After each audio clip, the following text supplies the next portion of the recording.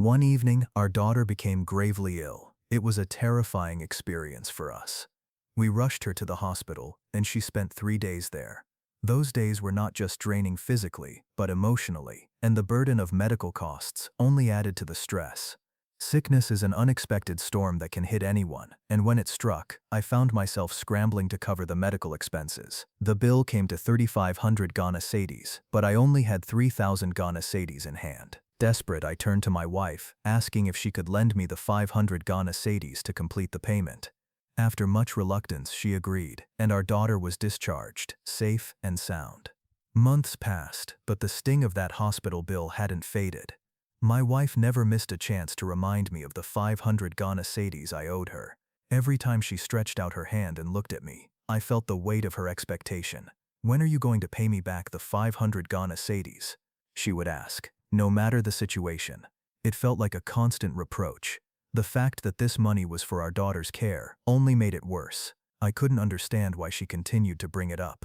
It hurt, and I found myself withdrawing emotionally each time.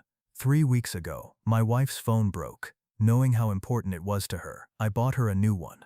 That same week, I also paid for our children's school fees and settled the electricity bills, all in one go. When the financial load was finally eased, I thought things might calm down. But the very next morning, my wife reminded me once again, "You still owe me the 500 Ghana Cedis for the hospital bill." She also mentioned, in the same breath, "The landlord is looking for the water bill payment. When are you going to give me the money?" 120 Ghana Cedis for the water bill. It stung, especially when I knew that her salary was more than enough to cover it. I was baffled. She insisted that her money was for her alone, leaving me to shoulder the home's financial responsibilities. I didn't question what she did with her income, though I couldn't help but wonder why she wouldn't contribute to our household. Despite everything, I always focused on what I could do for our family. I paid the bills without complaint, but it was the recurring demand for the 500 Ghana Cedis that I struggled to understand. Why couldn't she let it go? I had already covered everything else, and yet her fixation on this small amount seemed to undermine the efforts I made.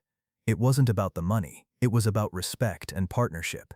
Yet every time she asked, I felt more isolated and frustrated.